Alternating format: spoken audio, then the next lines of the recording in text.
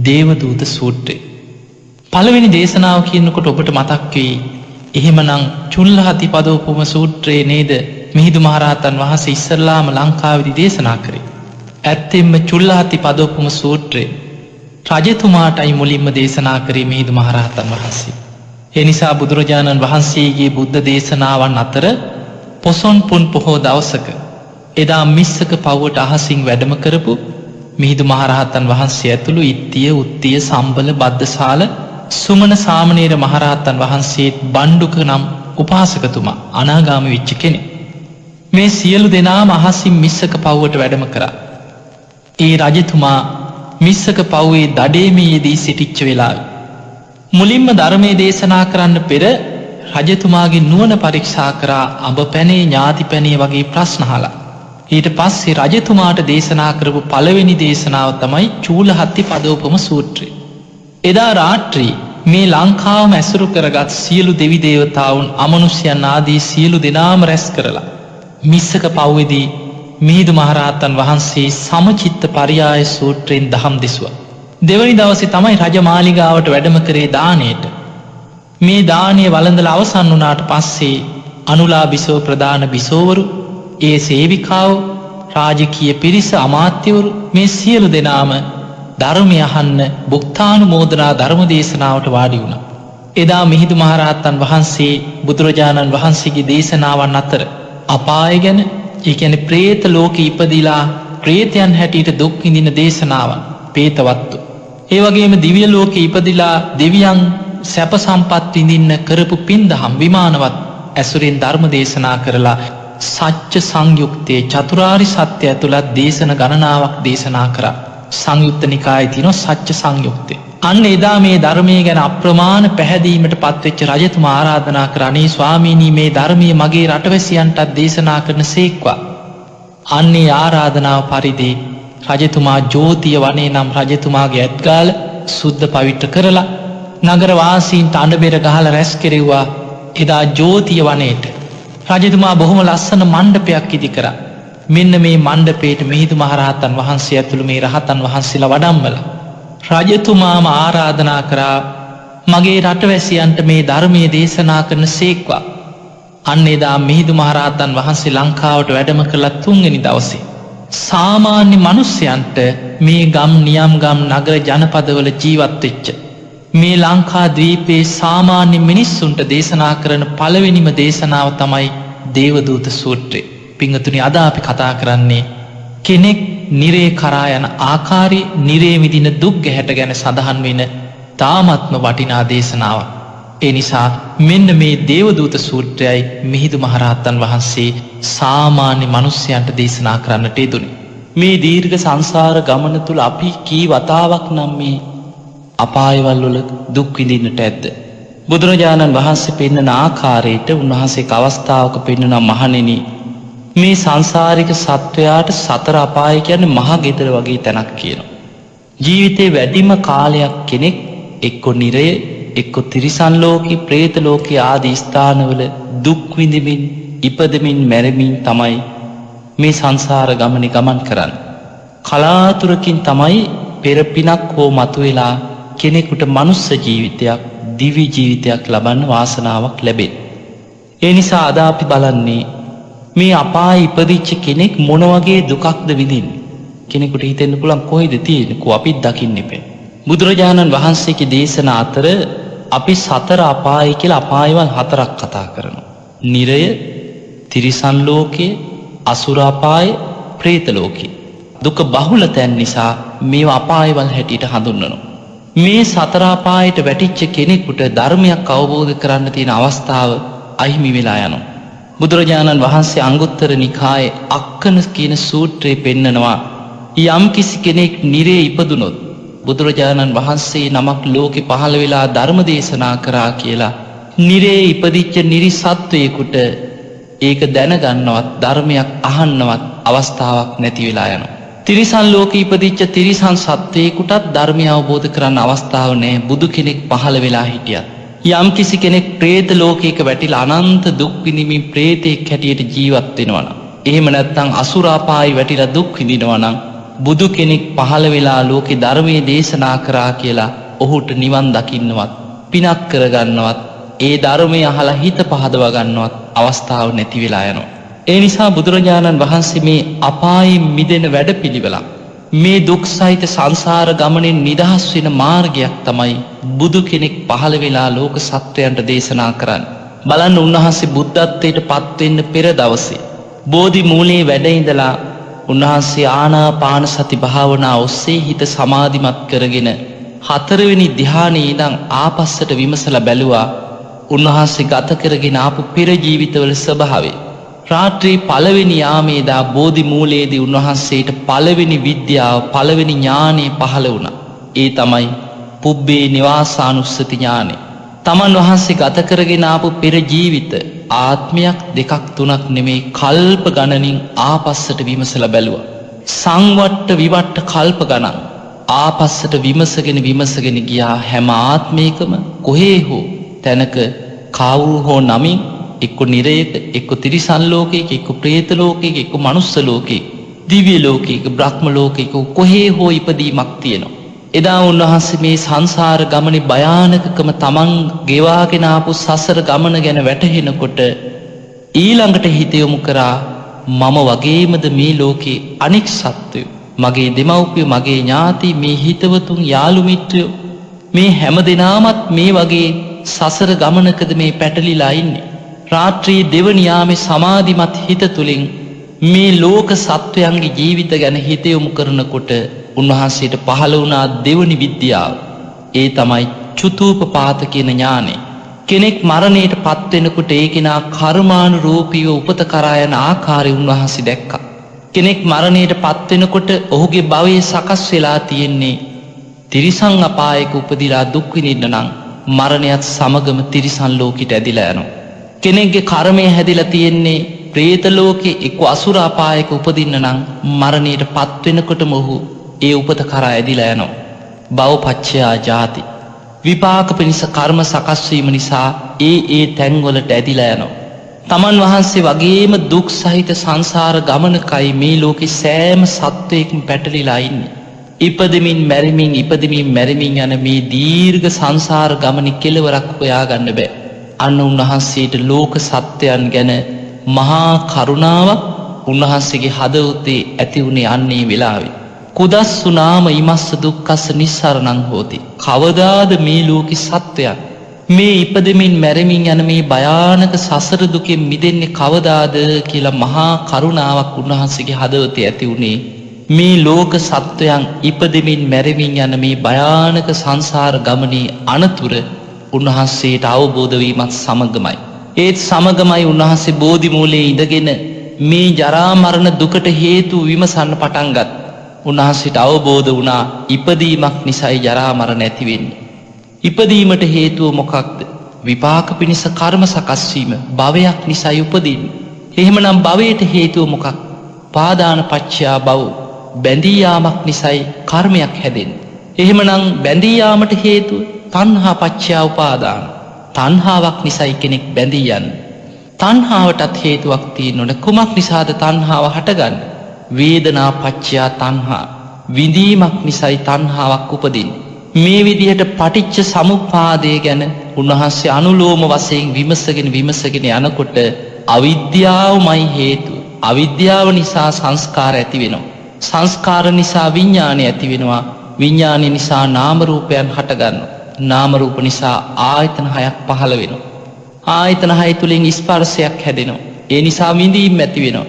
විඳීම තුල තණ්හා උපදිනවා. තණ්හාව නිසා බැඳී යනවා. බැඳී යාම නිසා විපාක පිණිස කර්ම සකස් වෙනවා. කර්මයට අනුව උපදිනවා. කොහේ ඉපදුනත් ජරා මරණ ශෝක පරිදේව දුක්ඛ දෝමනස් උපායාස ආදී මේ මහා දුක්ඛ ඛණ්ඩයකට ලෝක සත්වයන් උරුම වෙනව නේද? අන්න බෝධි මූලයේ උන්වහන්සේට වැටහුණා. ආයමත් මේ පටිච්ච සමුප්පාදේ ප්‍රතිලෝම වශයෙන් විමසන්න පටන් ගත්තා. ජරා මරණ නැති වෙන්නේ කුමක් නැතිවීමෙන්ද? ඉපදීමක් නැත්නම් ජරා මරණ නැහැ. එහෙමනම් උපදින්නේ නැති වෙන්නේ විපාක පිණිස කර්ම සකස් වීමක් නැත්නම් ඉපදීමකුත් නැහැ. මේ විදියට පටිච්ච සමුප්පාදේ නිරෝධයේ විමසගෙන යනකොට උන්වහන්සේට අවබෝධ වුණා අවිද්‍යාවමයි හේතුව. අවිද්‍යාව නැත්නම් අවිද්‍යායත්තේ වශේෂ විරාග නිරෝධා. අවිද්‍යාව සම්පූර්ණයෙන් නිරුද්ධ වෙන තැන සංස්කාර නිරුද්ධ වෙනවා. සංඛාර නිරෝධෝ. සංස්කාර නිරුද්ධ වීමෙන් විඥානෙ නිරුද්ධ වෙලා යනවා. අවිද්‍යා සහගත විඥානයක් ආයිමත් ඇති වෙන්නේ නැහැ. විඥානෙ නිරුද්ධ වෙනවා. විඥාන නිරෝධා නාම රූප නිරෝධෝ. නාම රූප නිරුද්ධයි. නාම රූප නිරෝධයෙන් අවිද්‍යා සහගත ආයතන හය නිරුද්ධ වෙලා යනවා. ආයතන හය නිරුද්ධ වීමෙන් අවිද්‍යා සහගත ස්පර්ශය නිරුද්ධ වෙනවා. ඒ ස්පර්ශය නිරුද්ධ වීමෙන් අවිද්‍යා සහගත විඳීම නිරුද්ධ වෙලා යනකොට තණ්හාවක් උපදින්නේ නැහැ. වේදනා නිරෝධා තණ්හා නිරෝධෝ. තණ්හාව නිරුද්ධ වෙනකොට තණ්හාව නිසා හටගන්න උපාදාන නිරුද්ධ වෙලා යනවා. උපාදාන බැඳී යාමක් නැත්නම් විපාක පිණිස කර්ම හැදෙන්නෙත් නැහැ. කර්මයක් නැත්නම් උපදින්නෙත් නැහැ. අන්න ඉපදීම නැති කරන මාර්ගය අවිද්‍යාවමයි ප්‍රහාණය කළ යුත්තේ කියන කාරණේ එදා බෝධි මූලයේදී උන්වහන්සේට අවබෝධ වෙනවත් සමගම හිත සියලු කෙලෙසුන්ගෙන් සියලු ආශ්‍රවයන්ගෙන් මිදිලා රාත්‍රී 3 වෙනි යාමේ අරුණෝදයත් සමගම උන්වහන්සේගේ හිත කෙලෙසුන්ගෙන් මිදිලා සම්මා සම්බුද්ධත්වයට පත් වුණා. පින්වතුනි, බුදුරජාණන් වහන්සේ සම්මා සම්බුද්ධත්වයට පත්වීමත් සමග උන්වහන්සේට අනන්ත වූ බුද්ධ ඥානයන් තුළින් මේ ලෝකයේ ගැන පරිපූර්ණ අවබෝධයක් ඇතුවයි උන්වහන්සේ වැඩ සිටි. බුදුරජාණන් වහන්සේ නිරය ගැන දේශනා කරේ අපිව බය කරන්න නෙමෙයි. මෙහෙම ප්‍රේතයෝ ඉන්නවා, මේ වගේ උපත් තියෙනවා, අමනුෂ්‍ය වෙලා උපදිනවා, නිරේ වැටිලා මේ වගේ දුක් විඳින්න වෙනවා කිව්වේ මේ පොඩි ළමයි බය කරන්නවත් වැරදි කරන අයව බය කරන්නවත් නෙමෙයි. බුදුරජාණන් වහන්සේ කවමදාවත් බොරුවක් කියපු කෙනෙක් නෙමෙයි. උන්වහන්සේ දේශනා කරනවා, මහණෙනි, තථාගතයන් වහන්සේ යම් දවසක දීපංකර පාද මූලයේදී නියත විවරණ ලැබුවාද එදා පටන් අසංකීය 4කුත් කල්පලක්ෂයක් මේ පාරමී ධර්ම පුරාගෙන උන්වහන්සේ දානාදී පාරමී ධර්මයන් පාරමී උපපාරමී පරමත්ත පාරමී හැටියට ජීවිත පරිත්‍යාගයෙන් දියුණු කරගෙන ආපු ගමනේ උන්වහන්සේගේ අතින් නොඑක් වැරදි වෙන්නට ඇති. හැබැයි කිසිම දවසක බොරුවක් නම් කියලා නෑ කියන. ඇයි උන්වහන්සේ එන්නේ මොකක් අවබෝධ කරන්නද? අසංකීය 4කුත් කල්පලක්ෂයක් පෙරුම් පුරාගෙන යම් ඉලක්කයක් කරා ගමන් කරගෙන ආවේ මේ සංසාර ගමනේ පරම සත්‍ය අවබෝධ කරන්නයි. පරම සත්‍ය අවබෝධ කරන්න එන ගමන තුල උන්වහන්සේ කවමදාවත් කිසිම වෙලාවක බොරුවක් නම් කියලා නෑ කියන මේ සංසාර ගමනේ. ඒ නිසා බුදුරජාණන් වහන්සේ බුද්ධත්වයට පත් වෙලා නිරේ ගැන යම් දේශනාවක් කරා නම් ඒක කවුරුත් බය කරන්න බොරුවට කරපු දෙයක් නෙමෙයි. ඒ බුදුරජාණන් වහන්සේ බුදු ඇසින් නිරේ ස්වභාවය දැක්ක නිසාමයි. නමුත් බුදුරජාණන් වහන්සේ දකිනවා මේ ලෝකේ සත්‍යයන්ගේ ස්වභාවය. ඒ නිසා සමහර සිදුවීම් බුදුරජාණන් වහන්සේ දැක්කත් බොහෝ වෙලාවට උන්වහන්සේ සාක්ෂිකාරයෙක්, ඒක දකින තව කෙනෙක් මුණ ගැහින තෙක් බුදුරජාණන් වහන්සේ නිහඬව ඒ ගැන දේශනා නොකර හිටපු බව අපිට ධර්ම ග්‍රන්ථවල දකින්න ලැබෙනවා. එතකොට අපට පේනවා බුදුරජාණන් වහන්සේ දැකපු හැම දෙයක්ම දේශනා කරේ නැහැ. මොකද බොහෝ දෙනෙක් සැක උපදවන්න පුළුවන්. මේක ඇත්තක්ද බොරුවක්ද ඔය කියපු දේ පිළිගන්න පුළුවන්ද? එවැනි සැකයක් යම් කිසි කෙනෙකුට ඉපදුනොත් ඒ කෙනාට බොහෝ කාලයක් අහිත පිණිස දුක පිණිස හේතු වෙනවා. පින්වතුනි, සැකය කියන එක සෝතාපන්න වෙන කම්ම කෙනෙක් තුල පවතිනවා. බලන්න, සෝතාපන්න වෙනකොට කෙනෙකුගෙන් ප්‍රහාණය වෙන සංයෝජන ධර්ම 3ක් තියෙනවා. සක්කාය දිට්ඨිය, විචිකිච්ඡාව, සීලබ්බත පරාමාස. එතකොට මේ විචිකිච්ඡාව කියන තුනුරුවන් ගැන බුද්ධ ආදී 8 තැන් ගැන ඇතිවන මේ සැකය දුරු වෙලා යන්නේ සෝවාන් වෙච්ච කෙනෙකුට පමණයි. සෝතාපන්න ඵලයට පත් වෙච්ච කෙනෙක් නම් කවමදාවත් බුදුමුවින් වදාළ කිසිම දෙයක් සැක කරන්නේ නැහැ. ඒකේ නා දන්නවා බුදුරජාණන් වහන්සේ සම්මා සම්බුද්ධයි. උන්වහන්සේ ගැන සැකයෙන් ඈතර වෙච්ච කෙනෙක්. ඒ නිසායි සෝතාපට්ටි අංග 4ක් පෙන්නකොට බුද්ධේ අවිච්ඡප්‍රසාදේ බුදුරජාණන් වහන්සේ ගැන අචල සද්ධාවකින්, වෙනස් නොවන සද්ධාවකින් යුක්තයි කියන සෝවාන් ඵලයට පත් වෙච්ච කෙනා. ධම්මේ අවිච්ඡප්‍රසාදේ ධර්මයේ ගැන වෙනස් නොවන අචල සද්ධාවකින් යුක්තයි කිය. සංඝයා ගැන මාර්ගඵලලාභී ශ්‍රාවකයන් ගැන කාටවත් වෙනස් කරන්න බැරි අචල සද්ධාවකින් යුක්තයි කිය. ආර්යකාන්ත සීලයෙන් යුක්තයි කිය. ඒ නිසා තුනුරුවන් ගැන සැක නොකරන ස්වභාවය තියෙන සෝවාන් වෙච්ච කෙනා තුලයි. අනිත් ඕනෑම කෙනෙකුට ධර්මාවබෝධය ලැබෙන තෙක්ම යම් යම් සැක සංකා උපදින්න පුළුවන්. ඒක සංයෝජනයක් හැටියටත් නීවරණයක් හැටියටත්. නීවරණ කියන්නේ අකුසල් ගොඩක්, අකුසල රාශි සූත්‍ර බුදුරජාණන් වහන්සේ පෙන්වුවා. ඒ නිසා කෙනෙක් තුල මේක අකුසලයක් හැටියටත් පංච නීවරණ ධර්මවලත් විචිකිච්ඡාව ආදී සැකී උපදිනවා. ඒ නිසා බුදුරජාණන් වහන්සේ මේ දේශනා කරන නිරේ ගැන දේශනාව බුදුරජාණන් වහන්සේ මේ දේශනාව අවසානෙත් පෙන්නනවා මහණෙනි මේ දේශනාව දිට්ඨි සම්පන්න කෙනෙක් මිසක් ඒ කියන්නේ සෝවාන් ඵලයට පත්වෙච්ච තුනුරුවන් ගැන සැකයෙන් එතර වෙච්ච කෙනෙක් තමයි කියනවා මේ දේශනාව ගැන පරිපූර්ණයෙන්ම මේක මේ විදිහමයි කියන පිළිගැනීමට ඇති වෙන්නේ. අනිත් අයට නොපෙනෙන නිසා වටහා ගැනීමට නුවණක් නැති නිසා අපිට ගෝචර නොවන දෙයක් නිසා කෙනෙකුට සැකයක් උපදින්න පුළුවන්. ඒ නිසා පින්වතුනි සැකයක් උපදින්නේ නැතුව බුද්ධ දේශනාවක් නිසා බුද්ධ භාෂිතයක් නිසා බුදුරජාණන් වහන්සේ අපිට නොපෙනෙන ලෝකයක් ගැන පෙන්වන මේ දේශනාව ඔබ හොඳට ශ්‍රවණය කළොත් ඔබටම මේ භයානක සංසාර ගමනින් නිදහස් වෙන්න ඕනෑ කියන වීරිය ඇති කරගන්න මේ දේශනාවම උපකාර වෙනවා. අද අපි කතා කරන මේ දේශනාවේ නම දේවදූත සූත්‍රය. මජ්ක්‍ධිම නිකායේ නම් වූ බුදුරජාණන් වහන්සේ වදාළ මධ්‍යම ප්‍රමාණ දේශනා ඇතුළත් මේ කොටසට තමයි දේවදූත සූත්‍රය ඇතුළත් වෙලා තියෙන්නේ. එදා බුදුරජාණන් වහන්සේ සවැත් නුවර ජේතවනාරාමේ අනාථපිණ්ඩික සිටුතුමා විසින් කරවපු මේ ආරාමේ බුදුරජාණන් වහන්සේ වැඩ සිටිද්දී භික්ෂුන් වහන්සේලා බොහෝ පිරිසක් ගිහි පිරිස විශාල පිරිසක් ධම්සභා මණ්ඩපයට රැස් වෙලා හිටියා බුදුරජාණන් වහන්සේගෙන් බණ අහන්න. මේ සියලු දෙනාම අමතලා බුදුරජාණන් වහන්සේ මෙන්න මේ වගේ දේශනාවක් කරනවා මහණෙනි. මෙන්න මේ කාරණේ හොඳට අහගන්න කි. අහලා ධාරණය කරගන්න මතක තියාගන්න.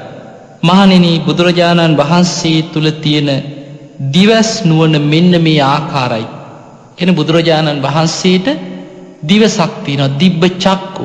සාමාන්‍ය මිනිස්සෙකුට ඇසෙන් පෙනෙනවට වඩා දුර ඈත තියෙන දේවල් දිව්‍ය ලෝකවල දේවල් බ්‍රහ්ම ලෝකවල බ්‍රහ්මයන් ගැන ඒ දිව්‍ය විමාන බ්‍රහ්ම විමාන ඒ වගේම අමනුෂ්‍ය ලෝක අපායේ නිරිසත්වයන් දුක් විඳින ආකාර දුර ඈත තියෙන දේවල් බුදුරජාණන් වහන්සේට දිවසින් දකින්න පුළුවන්.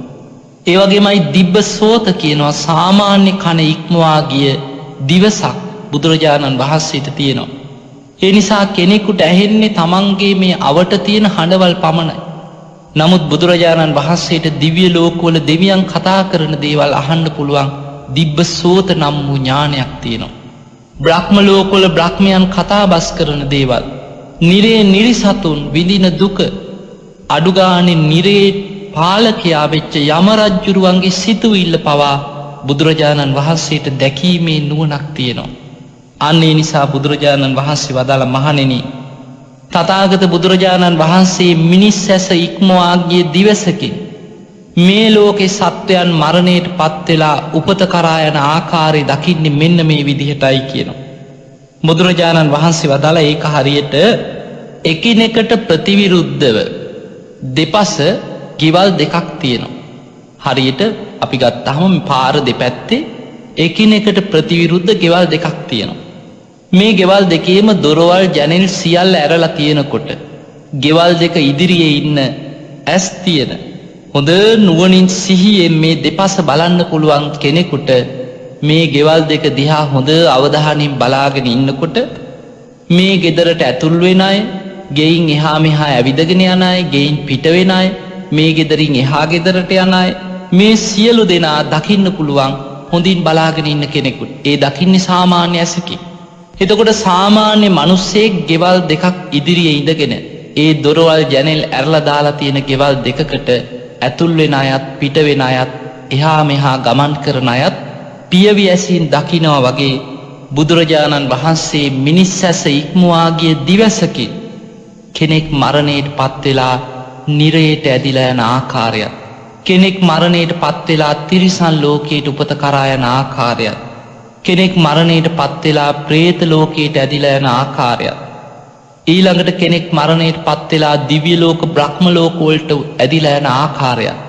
ඒ ලෝකවලින් චුත වෙලා ආයෙමත් මනුස්ස ලෝක වලට අපායවල වලට වැටෙමින් මේ සංසාරික සත්වයා මනුස්ස ලෝකෙන් නිරේට සමහරලාට නිරේන් තිරිසන් ලෝකෙට, එතනින් ආයෙමත් නිරේකට, එතනින් പ്രേත ලෝකයකට මේ විදියට ඉපදෙමින් මැරෙමින් එහා මෙහා ගමන් කරන ආකාරය බුදුරජාණන් වහන්සේ මිනිස් ඇස ඉක්මවා ගිය දිවසකින් දකිනවා කියලා බුදුරජාණන් වහන්සේ වදාළා. අන්න එහෙමනම් සාමාන්‍ය මිනිස්සෙක් පියවි ඇසකින් එකිනෙකට ප්‍රතිවිරුද්ධව තියෙන නිවාස දෙකක දොර ජනෙල් ඇරලා තියෙනකොට මිනිස්සු එහා මෙහා යනවා දකිනවා වගේ බුදුරජාණන් වහන්සේ කෙනෙක් මැරුණට පස්සේ ඒ ලෝකවලට උපත කරා යන ආකාරය මිනිස් ඇස ඉක්මවා ගිය දිවසකින් දකිනවා. බුදුරජාණන් වහන්සේ වදාළ මහණෙනි මේ සත්වයන් ඒ ලෝකවල උපත කරා යන්නේ මෙන්න මේ හේතු නිසායි. අන්න බුදුරජාණන් වහන්සේ වදාළ මහණෙනි මේ සත්වයන් ජීවත් වෙලා ඉන්නකොට කායික සුචරිතයේ දෙනවා, වචනෙන් සුචරිතයේ දෙනවා, මනසින් සුචරිතයේ දෙනවා. සුචරිතය කියන්නේ යහපත් දේවල්. කායික සුචරිතය කියන්නේ කය මුල් කරගෙන ප්‍රාණඝාත කරන්නේ නැහැ, හොරකම් කරන්නේ නැහැ, වැරදි කාමසේවනීය දෙන්නේ නැහැ. කය මුල් කරගෙන වෙන අකුසල් වලින් වළකිනවා. මගේ කය මුල් කරගෙන කිසිම කෙනෙකුට හිංසාවක් පීඩාවක් නොවේවා කියන හැඟීමකින් කය සංවර කරගන්න. ඊළඟට වචනේ මුල් කරගෙන අකුසලයක් කරන්නේ නැහැ. මගේ වචනේ මුල් කරගෙන බොරුවක්, කේලමක්, පරුස වචනයක්, හිස් වචනයකින් කිසිම කෙනෙකුට හානියක්, හිංසාවක්, සිත් රිදවීමක්වත් නොවේවා කියන හැඟීමෙන් වචනේ සංවර කරගන්න. තමන්ගේ හිත මුල් කරගෙන අනුන්ට ඊර්ෂ්‍යා කර අනුන්ගේ දේවල් වලට ආස කර මේවා මට ලැබේවා කිය අනුන්ගේ දේවල් වලට ඊර්ෂ්‍යා කරන්නේ නැහැ. ඊළඟට තරහෙන්, වෛරයෙන්, ද්වේෂයෙන් අනුන් ගැන, අනුන්ගේ විනාශේ පතමින් සිතුවිලි හිතන්නේ නැහැ. මිත්‍යා දෘෂ්ටියක සමාදන් වෙලා නියත මිත්‍යා දෘෂ්ටියේ මනසින් බැසගෙන ඉන්නේ නැහැ. ඒ වගේමයි ආර්යයන් වහන්සේලාට, මාර්ගඵලලාභීන්ට, බුදුපසේ බුදුමහරහතන් වහන්සේලාට නින්දා අපහාස කරන්නේ නැහැ. මෙන්න මේ විදිහට කායිකව සුචරිතයේ දිලා, වචනේ සුචරිතයේ දිලා, මනසිනුත් සුචරිතයේ දිලා ආර්යයන් වහන්සේලාට නින්දා අපහාස නොකර පින් දහම් රැස් කරගත් අය කය බිඳී මරණින් මතු දිව්‍ය ලෝකවල උපත කරා යන ආකාරය, මනුස්ස ලෝකවල උපත කරා යන ආකාරය බුදුරජාණන් වහන්සේ දිවසින් දකිනවා කියනවා. ඊළඟට බුදුරජාණන් වහන්සේ වදාළ මහණෙනි ඔය වගේමයි කායික දුස්චරිතයේ දෙන අය ඉන්නවා. ප්‍රාණඝාත කරන, හොරකම් කරන, වැරදි කාම සේවනයේ දෙන අය ඉන්නවා. ඒ වගේමයි වචනෙන් දුස්චරිතයේ දෙන අය ඉන්නවා. බොරුවෙන්, කේලමින්, පරුස වචනෙන්, හිස් වචනෙන්ම අනුන් මුලා කරමින්, අනුන් බිඳවමින්, අනුන් රවට්ටමින් තමන්ගේ වචනේ මුල් කරගෙන අකුසලයේම යෙදෙන අය ඉන්නවා. ඒ වගේමයි මනසින් උදේ හවා අනුන්ට ඊර්ෂ්‍යා කර අනුන්ට වෛර කර අනුන් නැසේවා කිය සිතුවිලි හිතමින්, ඒ වගේමයි මෙලවක් පරලවක් නැහැ, මරණින් මත්තේ උපතක් නැහැ, ඕපපාතික සත්වයන් නැහැ, හිත දියුණු කරපු අය නැහැ, මේ වගේ නියත මිත්‍යා දෘෂ්ටි සමාදන් වෙලා ආර්යයන් වහන්සේලාට පවා නින්දා අපහාස කරමින් පාපී අකුසල් රැස් කරගත් අය කය බිඳී මරණින් මතු പ്രേත ලෝකවල උපත කරා යන ආකාරي බුදුරජාණන් වහන්සේ බුදු ඇසින් දකිනවා කියනවා. ඒ වගේම අකුසල් කරගත් අය මරණින් මත්තේ තිරිසන් අපායවල වලට ඇදිලා යන ආකාරයත් දිවසින් දකිනවා. බුදුරජාණන් වහන්සේ වදාළ මහණෙනි තථාගතයන් වහන්සේ ඔය විදිහටම කයෙන් අකුසල් කරපු අය, වචනෙන් අකුසල් කරපු අය, මනසින් අකුසල් රැස් කරපු අය ආර්යයන්ට නින්දා අපහාස කරමින්, තුනුරුවන්ට ගරහමින් පව් කරගත් අය මරණින් මත්තේ නිරේට ඇදිලා යන ආකාරයත් බුදුරජාණන් වහන්සේ බුදු ඇසින් දකිනවා. ඔන්න එතන ඉඳන් බුදුරජාණන් වහන්සේ අපට නොපෙනෙන නිරේට කෙනෙක් ඇදිලා ගියාට පස්සේ නිරේ තුල සිද්ධ වෙන කාරණයක් දීර්ඝව හෙළිදරව් කරා. බුදුරජාණන් වහන්සේ වදාළ මහණෙනි කෙනෙක් අකුසල් රැස් කරගත්ත කෙනෙක් කය මිදී මරණින් මතු ඔහු නිරේට ඇදිලා යනවා. නිරේට ඇදිලා ගියාට පස්සේ කෙලින්ම නිරේ ඇතුළටම ඇදිලා යන්නේ නැහැ. ඔහු ඉස්සලා නිරේ දොරටුව ළඟට ඇදිලා යනවා. අන්න එතනදී ඉන්නවා නිරේ පාලකයා වෙච්ච යම රජුරු. පින්වතුනි යම රජුරු කියලා කියන්නේ නිරේ පාලකයා හැටියට නිරේට ඇදිලා යන සත්වයන්ට සාධාරණව දඩුවම් පමුණුවන කෙනෙක්. එතකොට යමරජ්ජුරුව කියන කෙනා අසාධාරණයෙන් වැරදි සහගතව කෙනෙකුට දඩුවම් දෙන්නේ නැහැ. නිරේට ඇදිලා යන කෙනෙකුට සාධාරණව ඔහු කරපු කුසල් අකුසල් මත යම් කිසි පිනක්වත් කරලා තියෙනවද කියලා ඔහුගෙන් විමසලා ඔහු තුලින්ම තමන් කරපු අකුසලේ සිහිපත් කරවන්න උත්සාහ කරනවා. කෙනෙක් නිරේට ඇදිලා ගියෙක් සැනින් නිරිපල්ලන් ඔහු අල්ලගෙන ගෙනල්ලා යමරජ්ජුරුව ඉදිරිපත් කරනවා. අන්න එතකොට යමරජ්ජුරුව අහනවා එම්බා පුරුෂය, නුඹ මනුස්ස ලෝකයේදී පළවෙනි දේවදූතයව දැක්කද කියලා අහනවා. එතකොට බොහෝම බයෙන් තැති ගැනීමකින් අර යමරජ්ජුරුව ඉදිරියේ කියනවා අනේ ස්වාමීනී මම නම් දැක්කේ නැtei කියලා. එතකොට යමරජ්ජුරුව අහනවා ඈ බොල උඹ මනුස්ස ලෝකෙදි දැකලා නැද්ද කියලා අහනවා. ඉපදිලා දවසක් ගිය දවස් 2-3ක් ගිය දරු උඩුබැලි අතට එක තැන මල මුට්‍ර කරගෙන ඉන්නවා. කෑකෝ ගහට පුංචි දරුවන්ව දැකලා නැද්ද අහනවා මනුස්ස ලෝකෙදි. අනේ ස්වාමීනී දැක්කයි කියලා. යමරජ්ජුරුව අහනවා නුඹට හිතුන් නැද්ද කියලා අහනවා. මමත් ඉපදෙන ස්වභාවයෙන් යුක්ත කෙනෙක්. ඒ නිසා මේ වගේ පව්කම් කරන්න හොඳ නෑ. මමත් මේ විදිහේ ඉපදී යන දුක් සහිත සංසාර ගමනකට අහු වෙච්ච කෙනෙක්.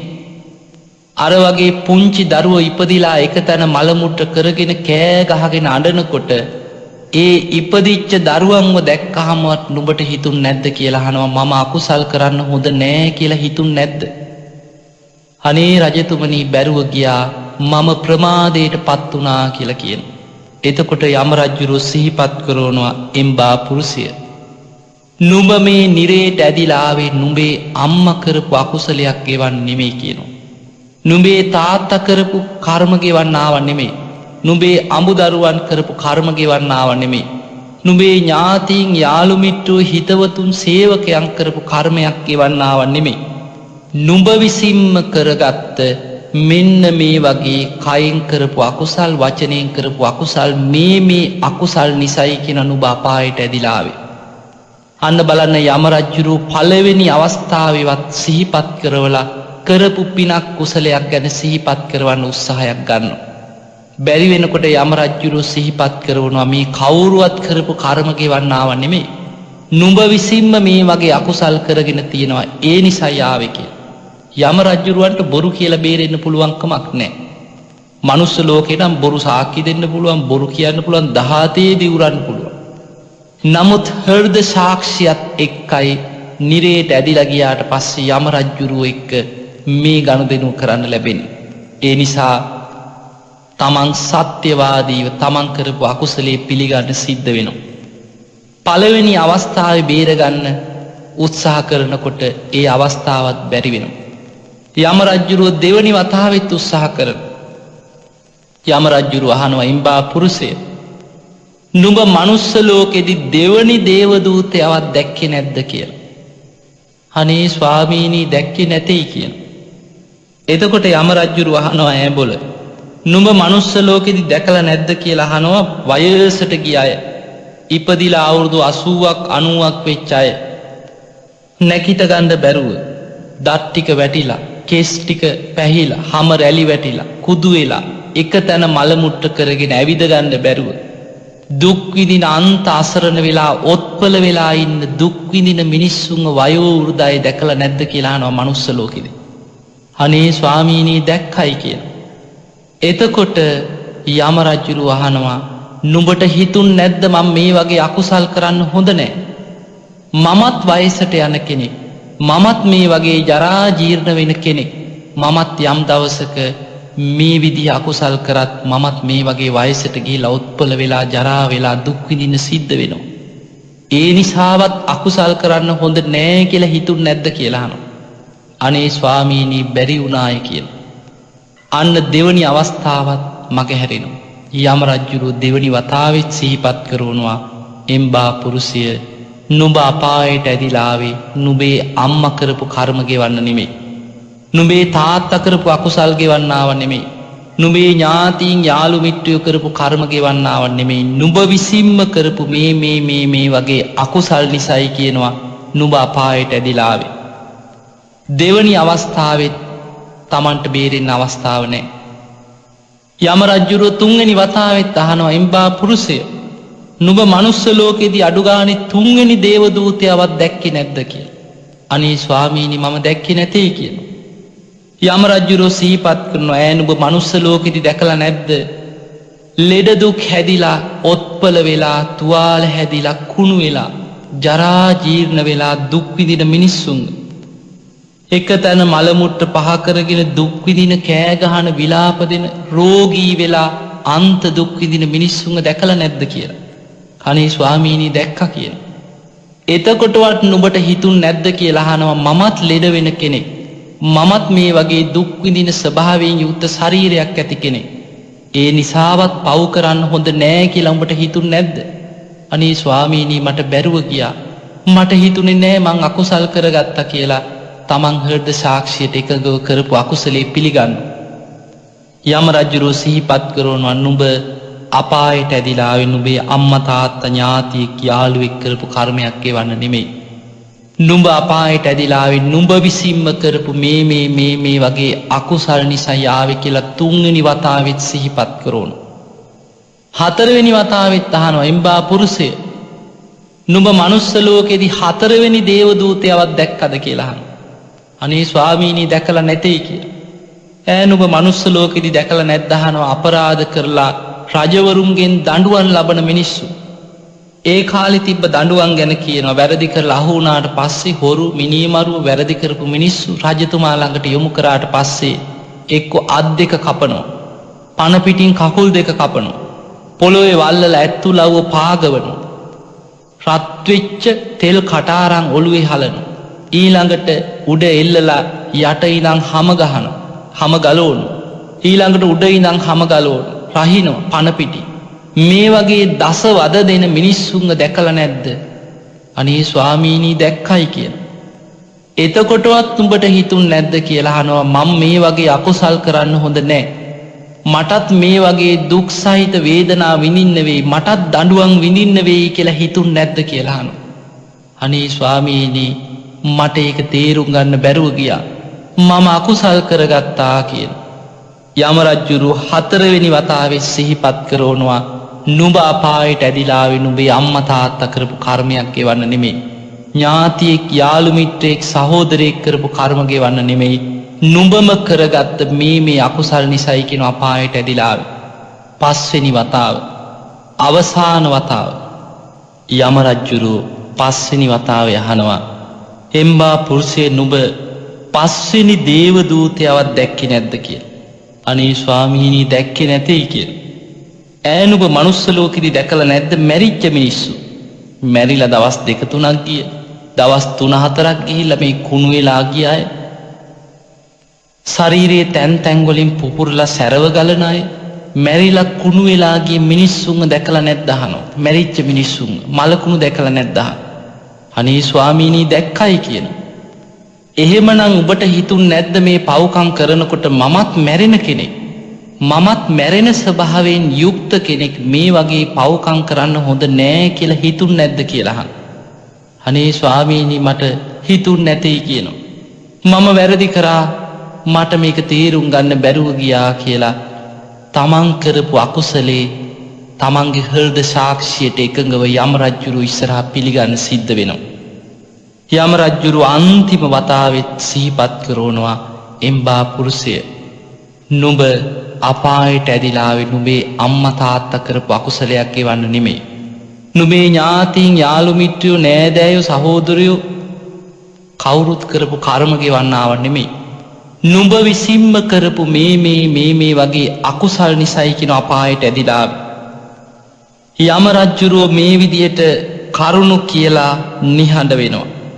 එච්චරයි යම රජුරුවන්ගේ කාර්යය. සාධාරණව තමන් කරපු අකුසලේ සිහිපත් කරවනවා. යම රජුරුව නිහඬ වෙනවට පස්සේ යමපල්ලම් මොකද කරන්නේ? මේ කෙනාව නිරය ඇතුළට ඇදලා ගන්නවා. පින්වතුනි එතනින් එහාට තියෙන්නේ මේ නිරයට ඇදිලා ගිය කෙනාට තියෙන දුක් ටික බුදුරජාණන් වහන්සේ බුදු ඇසින් දැකලා එකින් එක විස්තර කරනවා. මහණෙනි මේ නිරේ ඇතුළට ඇදලා ගන්න කෙනාව ඉස්සරලාම යමපල්ලු කරන්නේ රත් වෙලා ගිනිගෙන දිලිසෙන පොළොවේ උඩු බැලි අතට තියලා අත් දෙකටයි කකුල් දෙකටයි පපුවටයි උල් පහක් අනිනවා කියලා. එතකොට අත් දෙකටයි කකුල් දෙකටයි පපුවටයි උල් පහක් අනිනකොට වේදනාවෙන් විලාප දිදී කෑ ගගහ විලාප දිදී මේ නිරේට ඇදිලා ගිය කෙනා අන්ත දුකක් විඳිනවා. මැරි මැරි එතනම පහළ වෙනවා. මේ විදියට කාලයක් දුක් විඳිනකොට යමපල්ලු මේ කෙනා ඇදලා අරගෙන කකුල් දෙකෙන් උස්සලා කෙටේරියක් අරගෙන කකුල් දෙකේ ඉඳන් පහළට රැහැගෙන යනවා කියලා. මෙහෙම රැහැලා ඉවර වෙනකොට ආයෙමත් අර මස් ටික වැඩිලා ඊළඟට උඩුබැලි අතට තියලා ඔළුවෙන් අල්ලලා උඩට උස්සලා හිසේ ඉඳන් පහළට මස් ටික රැහැගෙන යනවා කියලා. පින්වතුනි ඕපපාතික සත්වයේ ස්වභාවය මිනිස්සෙකුගේ වගේ නෙමෙයි.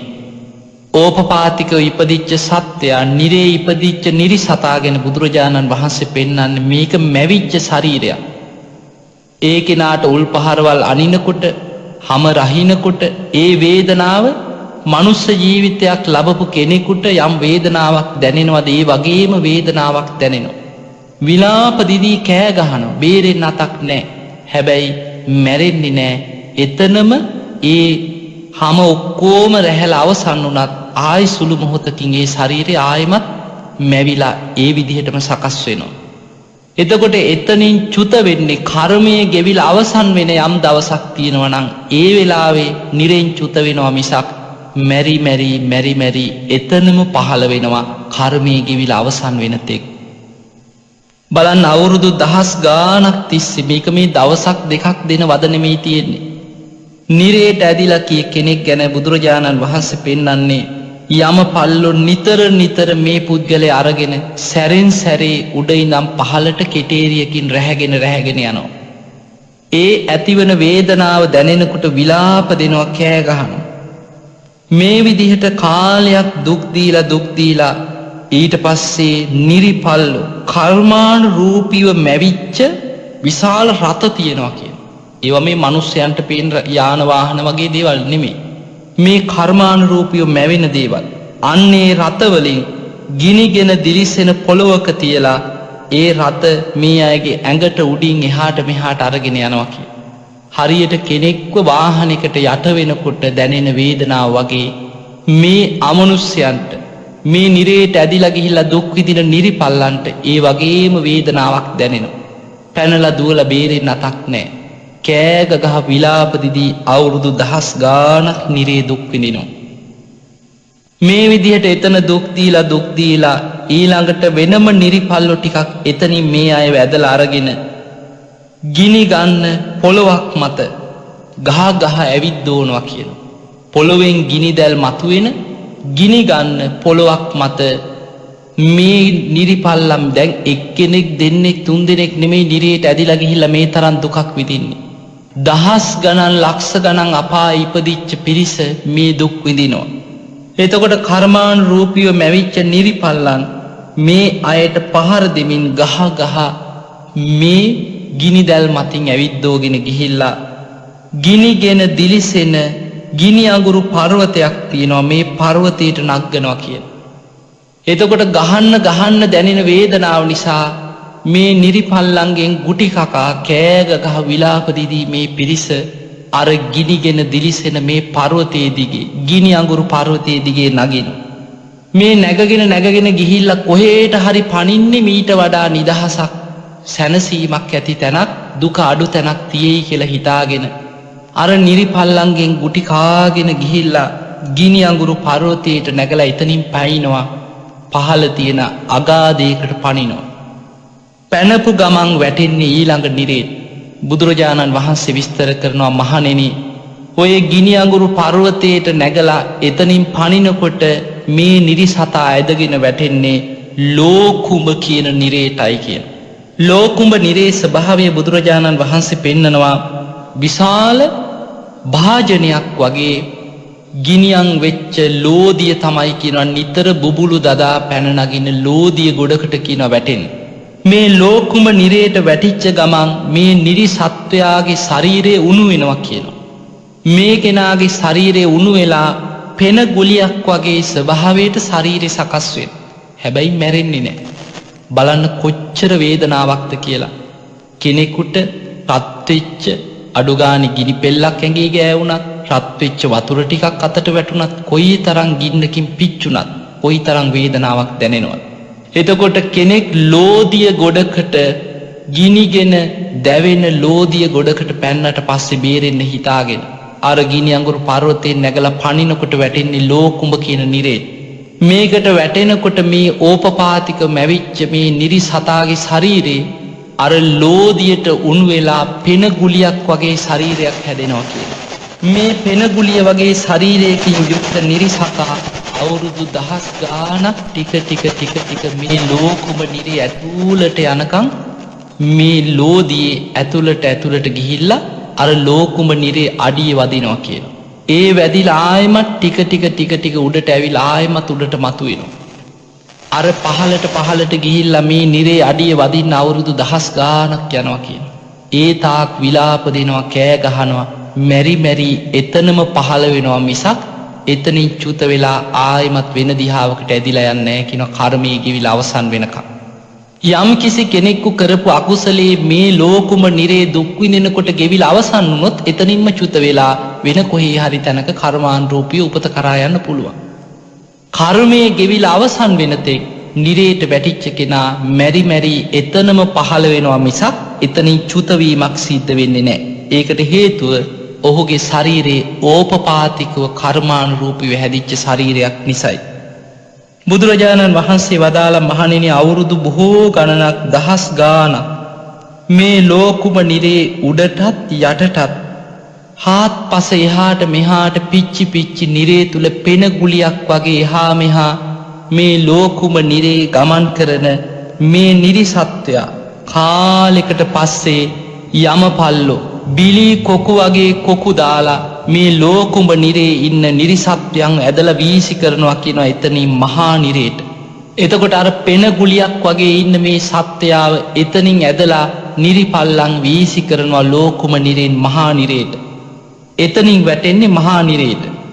මහා නිරේ ස්වභාවය බුදුරජාණන් වහන්සේ පෙන්වන්නේ මේ මහා නිරේ කියලා කියන්නේ යොදුන් 100ක් තරම් දිග, යොදුන් 100ක් පළල, හතර පැත්තෙන්ම ගිනි දැල් මතුවෙලා එන, ගිනිගෙන දිලිසෙන බිත්ති වගේ වලින් යුක්ත විශාල, අපි ගමු සම්පූර්ණ යොදුන් 100ක් දිග 100ක් පළල සම්පූර්ණ හතරැස් ප්‍රමාණයෙන් යුක්ත තැන. මේක ඇතුළට තමයි මේ නිරිසත්වයෝ ටික විසි කරන්නේ. මේකට කියන්නේ මහා නිරේ. මහා නිරේට වැටුණට පස්සේ අර හතර පැත්තෙන් එන ගිනි දැල් වලින් මහා නිරේ ඇතුලේ ඉන්න නිරිසත්වයෝ ටික ගින්නෙන් පිච්චෙනවා.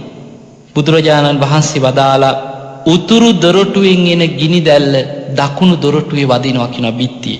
යොදුන් 100ක් දුරට එතකොට මේ විහිදිලා යන ගිනි දැල් එනවා. දකුණෙන් එන ගිනි දැල්ල උතුරු දොරටුව දක්වා වැදිනවා.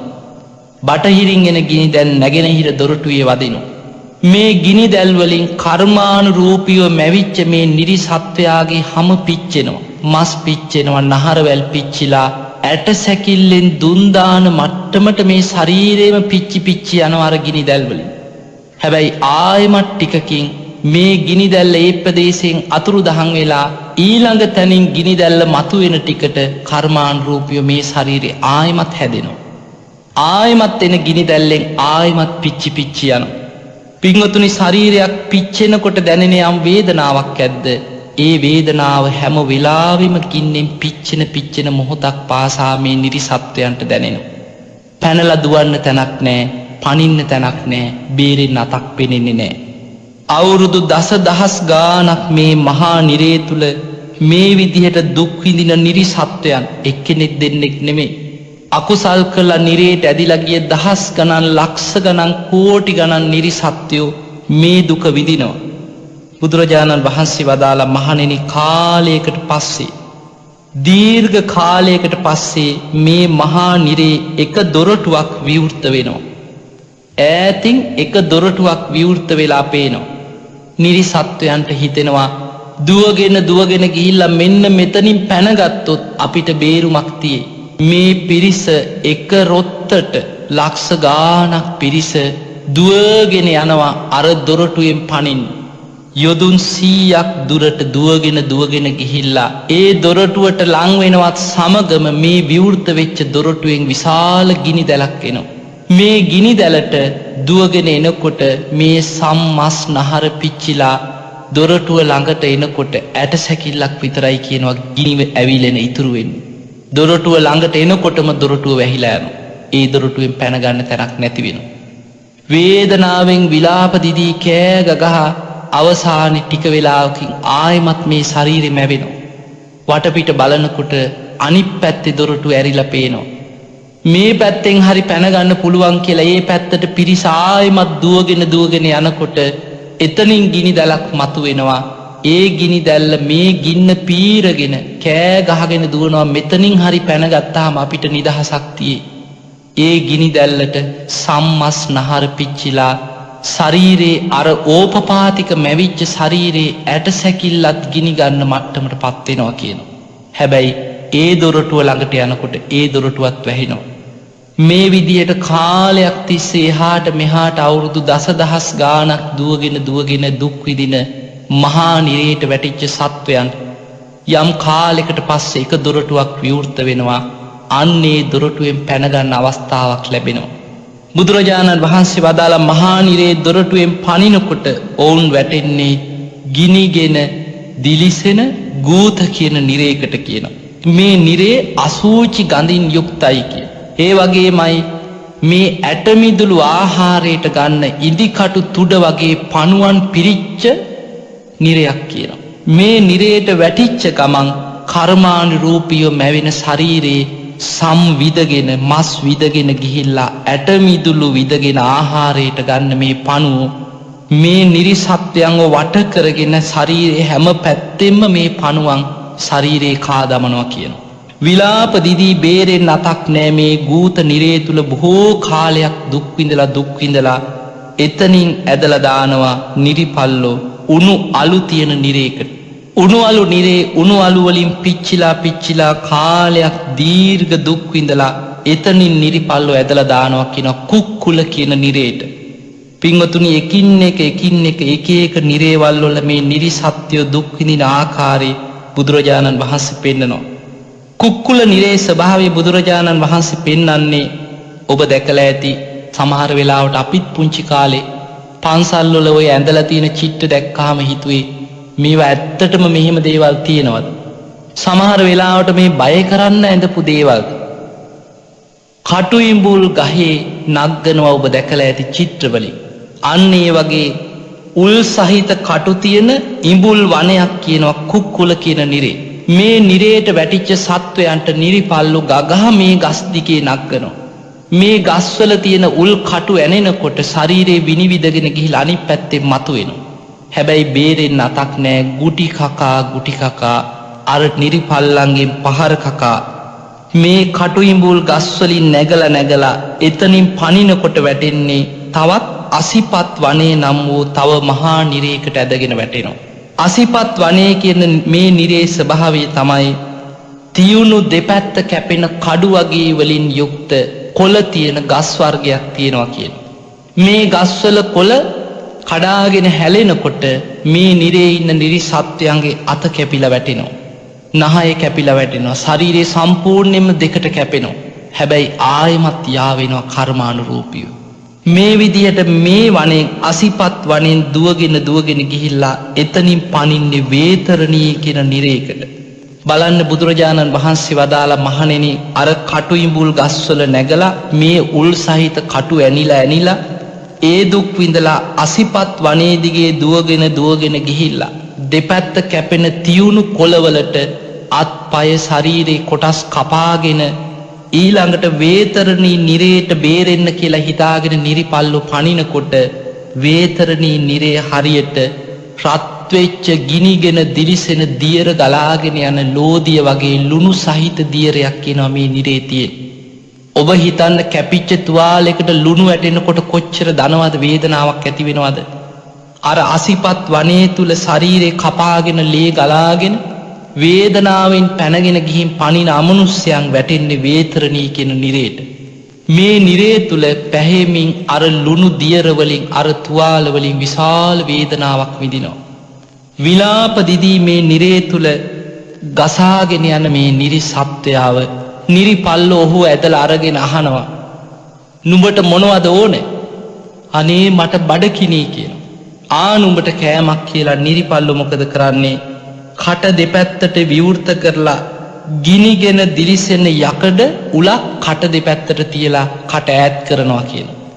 ඈත් කරලා ලෝදිය ගුලියක් අරගෙන උගුරට දානවා කියනවා. බුදුරජාණන් වහන්සේ වදාළ මහණෙනි නිරිපල්ලෝ මේ ලෝදිය උගුරට දමනකොට බෙල්ල පිච්චිලා බඩවැල් පිච්චිලා ශරීරයේ උගුරු දඬු මේ ඔක්කොම පිච්චීගෙන ගිහිල්ලා අදෝ මාර්ගෙන් මේ ගිනි ගුලිය එළියට යනවා කියනවා. ඊළඟට අහන උඹට තව මොනවද ඕනේ? අනේ මට පිපාසයි කියන. පිපාසයි කියනකොට ලෝදිය අරගෙන උගුරට වක් කරනවා. ශරීරේ පිච්චීගෙන ගිහිල්ලා මේ ලෝදිය ටික පසුපසින් පිට වෙනවා. මේ විදියට වද දීලා මේ නිරිසත්‍යව ආයමත් කරකෝලා විසි කරනවා කියනවා මහා නිරේ.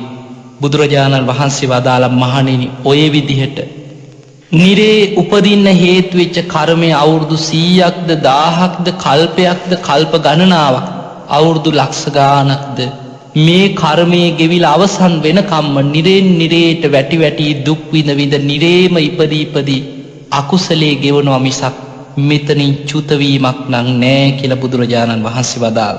බුදුරජාණන් වහන්සේ මේ දේශනාව කරලා භික්ෂූන් වහන්සේලාට කියනවා මහණෙනි නිරේ ඉපදිච්ච නිරිසත්ත්වෙක් විඳින දුක දකිනකොට යම රජ්ජුරුවන්ටත් මෙවැනි සිතුවිල්ලක් ඇති වුණා බුදු ඇසින් දැක්කා කියනවා. අනේ මටත් ලෞතුරා බුදු කෙනෙක් ලෝකේ පහළ වෙච්ච කාලයක මේ යම රජු හැටියට ඉන්න නිරේ මේ තනතුරින් මිදිලා මටත් මනුස්ස ජීවිතයක් ලබාගෙන ඒ බුදුරජාණන් වහන්සේගේ ශාසනයේ බණ අහලා දුකින් මිදෙන්න තියෙනවා කොයි තරම් දෙයක්ද කියන සිතුවිල්ල යම රජුරුවන්ගේ හිතේ මතුවෙනවා කියලා නිරේ ඉන්න නිරිසත්ත්වෝ විඳින දුක දකිනකොට බුදුරජාණන් වහන්සේ මේ දේශනාව කරලා අවසානයේ මෙන්න මේ විදිහට වදාලා තංකෝපන අහම් භික්කවේ ඥාඤ්ඤස්ස සමනස්සවා බ්‍රාහ්මනස්සවා සුත්වා වදාමි අපිච යදේව මේ සාමඤ්ඤාතං සාමන් දිට්ඨින් සාමං විදිතං තමේවාහං වදාමි. බුදුරජාණන් වහන්සේ වදාළ මහණෙනි මේ දේශනාව බුදුරජාණන් වහන්සේ වදාළේ කිසිම ශ්‍රමණයෙක්ගෙන්වත් බ්‍රාහ්මණයෙක්ගෙන්වත් දෙවියෙක්ගෙන්වත් කාගෙන්වත් අහලා දැනගත්ත දෙයක් නන් නෙමෙයි කියනවා. ඇයි කෙනෙක් සැක කරන්න පුළුවන් නිසායි බුදුරජාණන් වහන්සේ මෙහෙම කියන්නේ. අපිච යදේව මේ සාමඤ්ඤාතං මහණෙනි බුදුරජාණන් වහන්සේ ඥාණයෙන් ප්‍රත්‍යක්ෂ කරගෙනමයි කියනවා මේක දේශනා කරේ. සාමන් දිට්ඨින් තමන් විසින්ම දැකලාමයි කියනවා මේක දේශනා කරේ. සාමං විදිතං තථාගතයන් වහන්සේ විසින් මේක ප්‍රත්‍යක්ෂයෙන්ම අවබෝධයෙන්ම දැනගෙනමයි කියනවා මේක දේශනා කරේ තමේ වාහං වදාමි. ඒ නිසා මහණෙනි සැකයක් උපදවා ගන්න එපා කියලා බුදුරජාණන් වහන්සේ දේශනා කරා. දැන් බලන්න මේ නිරිසත්ත්වෙක් විඳින දුක. ඒ නිසා මේ දේශනාවම ඔබ නිතර හිතන්න. අපි කී වතාවක් නම් මේ දීර්ඝ සංසාර ගමන තුල මේ අපායවල වල වැටිලා දුක් විඳලා ඇද්ද? ඒ නිසා පින්වතුනි බුදු කෙනෙක් පහළ වෙච්ච කාලේ අපි කාටත් මනුස්ස ජීවිතයක් ලබන්න වාසනාව ලැබුණා. අපි කාටත් අප්‍රමාදීව ධර්මයේ දියුණු කරගත්තොත් මේ සතර අපා දුකින් මිදෙන මාර්ගයක් තියෙනවා. එහෙමනම් ඔබ හැමදෙනාම දැඩි අදිෂ්ඨානයක් ඇති කරගන්න. මම මගේ මනුස්ස ජීවිතය අවසන් වෙන්න කලින් අප්‍රමාදීව මේ ධර්මයේම දියුණු කරගෙන සතර අපා දුකින් නිදහස් වෙලා නිවන කරා යන්නම මහන්සි ගන්න කෙනෙක් බවට පත් වෙනවා කියන අදිෂ්ඨානය ඔබ ඇති කරගන්න. ඔබ හැමදෙනාටම සම්මා සම්බුදු සරණයි.